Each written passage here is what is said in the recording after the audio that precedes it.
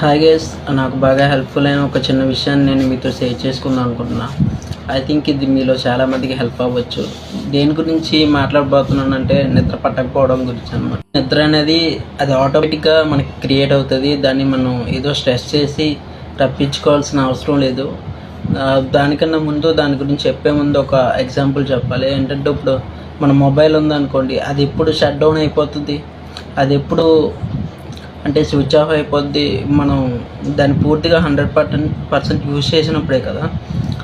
ఇప్పుడు మనం 100% యూజ్ చేయకుండా ఉంటే అది షట్ డౌన్ అవ్వదు, ఛార్జింగ్ అవ్వదు. దానికి ఉన్న ఛార్జింగ్ అంతా అయిపోయిన తర్వాతే అది షట్ డౌన్ అవుతుంది. మళ్ళీ మనం ఆ ఛార్జర్ కనెక్ట్ చేస్తే కానీ అది స్విచ్ ఆన్ అవ్వదు.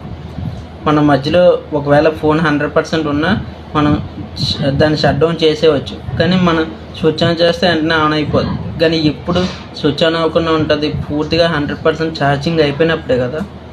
కూడా అంటే మనం కూడా ఫిజికల్గా మెంటల్గా స్ట్రెయిన్ అయిన తర్వాతే మన బాడీ అలసిపోయి దానికి నిద్ర అనేది రిక్వైర్ అవుతుంది అనమాట. అంటే అది నిద్రను కోరుకుంటుంది. అంతేగాని మనం స్ట్రెస్ చేస్తే ఏం చేస్తానో నిద్ర అనేది రాదు. ఇప్పుడు ఎవరో ఇన్సోమేనియా ఇలాంటి డిసీజెస్ ఉన్న వాళ్ళకి నిద్ర రాదు, అంతేగాని జనరల్ పీపుల్కి నిద్ర అనేది వచ్చేస్తుంది.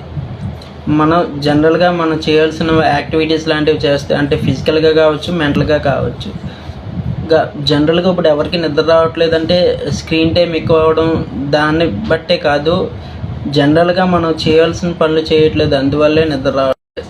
చాలామంది పడుకునేటప్పుడు వాళ్ళ ప్రాబ్లమ్స్ గురించి, కెరియర్స్ గురించి, ఇంకా ఫ్యూచర్ గురించి, ఇంకెలాంటి విషయాల గురించి ఆలోచిస్తుంటారు. అప్పుడు బ్రెయిన్ ఇంకా యాక్టివ్లో ఉంటుంది, యాక్టివ్ మోడ్లో ఉంటుంది.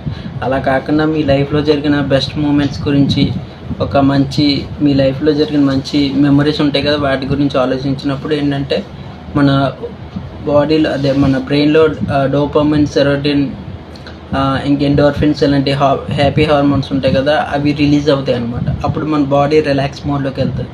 అప్పుడు నిద్రలోకి వెళ్ళడం ఇంకా ఈజీ అవుతుంది అన్నమాట.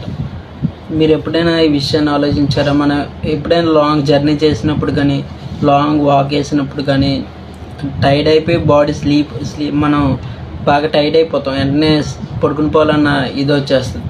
అంటే మన బాడీ రెస్ట్ మోడ్లోకి వెళ్ళిపోద్ది అనమాట.